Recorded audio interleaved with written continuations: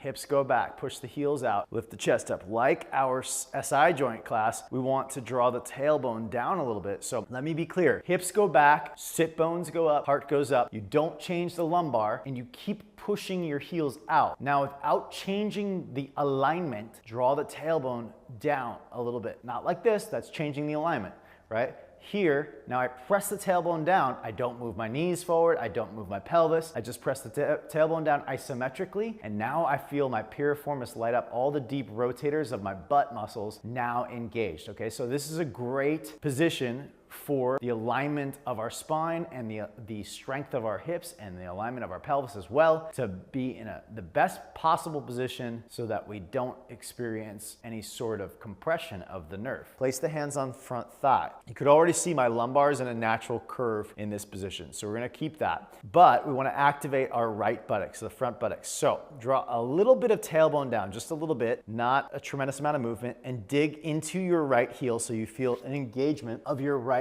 glutes and deep rotators of your hip. So there's a little pressing of the down through the heel. Now bring the chest upright. Now check your lumbar. Typically in this position, because one leg is back, it's easier to sort of fall into anterior tilt. So in that case, if you feel you're falling and how do you feel that? Well, if your right front of your hip is collapsing on your right thigh, then you need more right buttock muscle engagement. So you're gonna press through the right heel and that'll lift the front thigh bone or hip bone off of the thigh bone. Now, you see the lumbar is in a natural curve. I'm gonna lift everything up and take the arms up without losing that natural curve. Back leg is strong, front heel is digging down, and I'm getting a little bit tired in that front buttock muscle by pressing down into it. And just trying to find that natural curve. If you need to, just check in. Is that natural lumbar curve still there? I feel one of my vertebrae is still kind of pushing back. And I also feel the left side of my back muscles are not working that hard. So I'm gonna go forward just a little bit. Yep, now I picked up my belly and now I feel the muscles on either side of my low back contracting. Okay, so just a little bit more engagement there on purpose, pressing my right heel down. I'm intending to get stronger in my low back. Let's place the right shin across the mat or onto blocks. You move your left leg back a little bit. This already, when you take your left leg back like this, see how I'm doing that? I'm going back this way. This will put the stretch into the right hip. Don't open the pelvis as you go.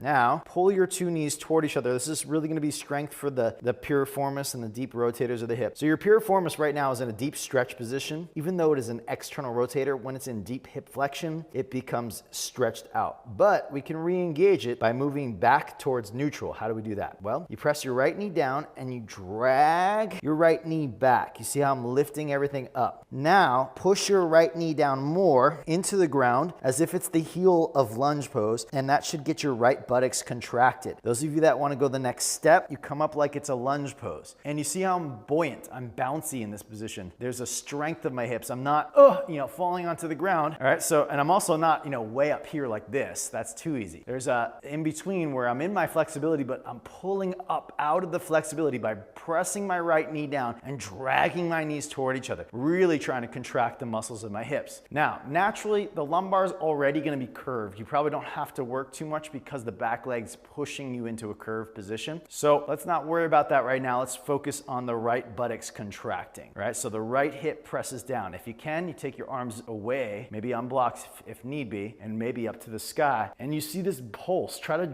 bounce a little bit in your legs. See if you can gather the strength, get the faster twitch muscle fibers to engage so you can feel this the bounce, the pulse, the engagement. And when I'm pulsing here, woohoo, I feel that deep in my right buttock muscle. Hello, waking up, waking up, waking up.